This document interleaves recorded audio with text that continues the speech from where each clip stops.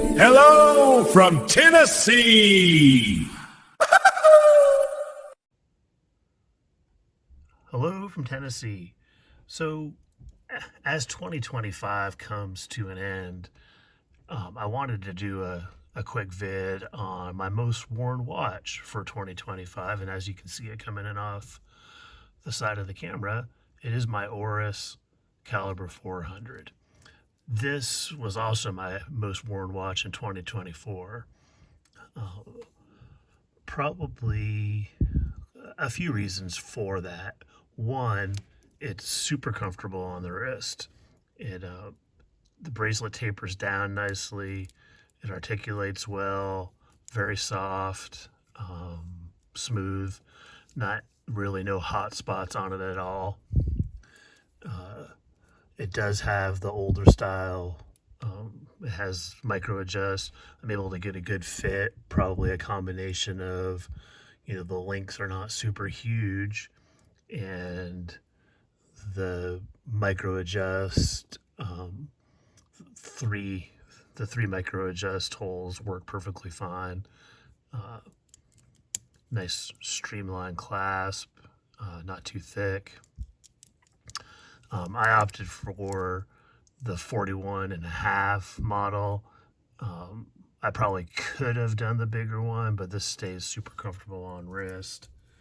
And that's it on my 7 1/4 wrist right there.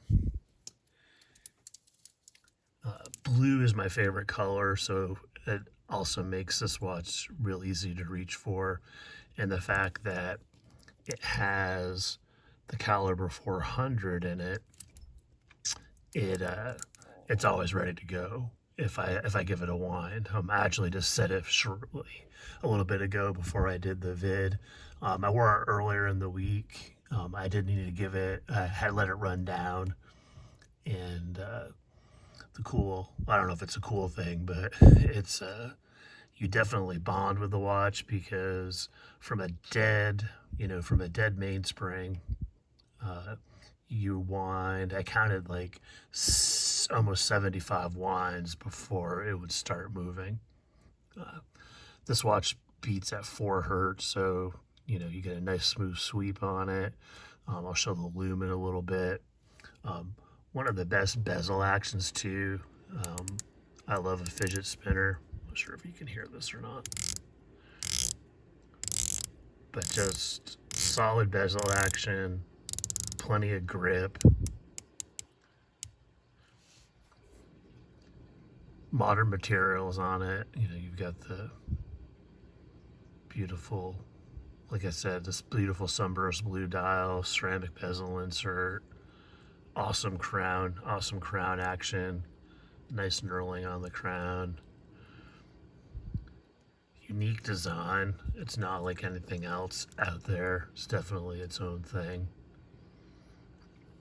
I think too with Oris, you get some good brand heritage. They've been around since 1904, so they're no slouch on that side.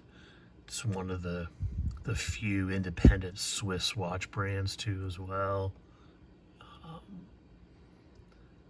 And this is actually, I have 4 Oris watches. One's for a service right now. My Big Crown Pointer date. I think it's going on about week 5 right now for service. Mainspring broke in that one. So, but I really dig the brand. Definitely, I would say my favorite brand. I have some thoughts about possibly getting another one too as well. So, in terms of value, which doesn't really matter since this is really a keeper for sure.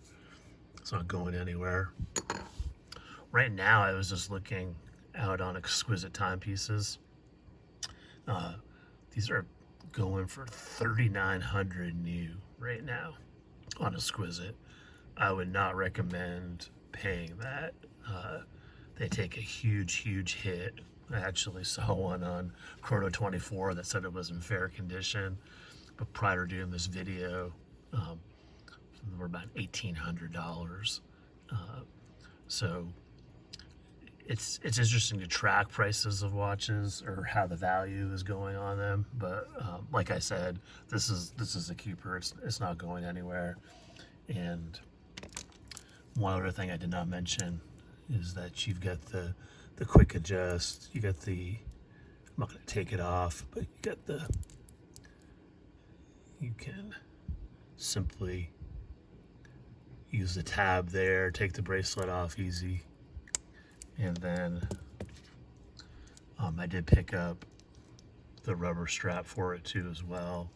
And you can see very easy changes. So can definitely dress this watch down too as well.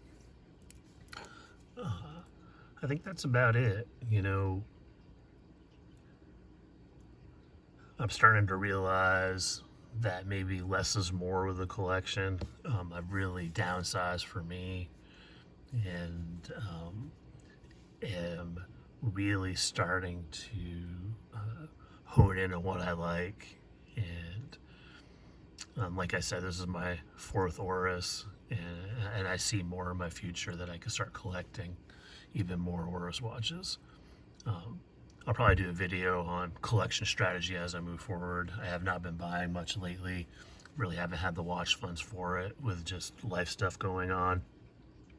But I'm really considering, you know, affordables and then Oris in terms of as I move forward. Oris has an incredible back catalog. I picked up a couple older models, fully skeletonized one, and an Oris rectangular watch that has really cool dial layout and fun numbers.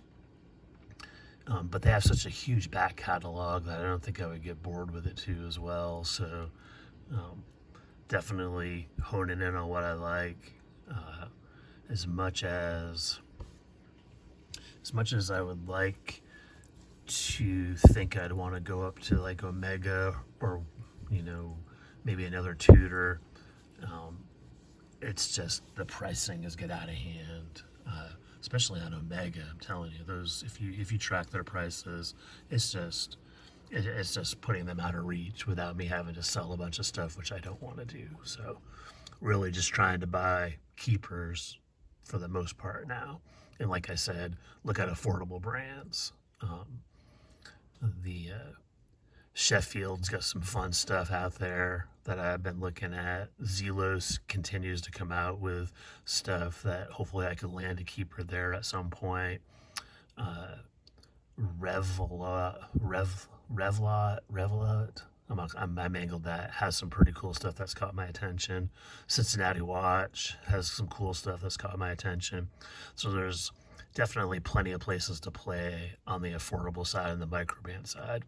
And then, like I said, the Oris is an independent watchmaker, and I really dig what they do, and kind of guessing that this will be my most worn watch in 2026 as well. So I would say I wear this probably 2 to 3 times a week easily. So that's it. As always, stay positive, make friends, enjoy the journey. Please like, share, subscribe. Help me get to 1,000 before Christmas. That would be wonderful. That would be a great Christmas present for me. And I've got a great giveaway planned. So thanks a lot. Take care, everybody.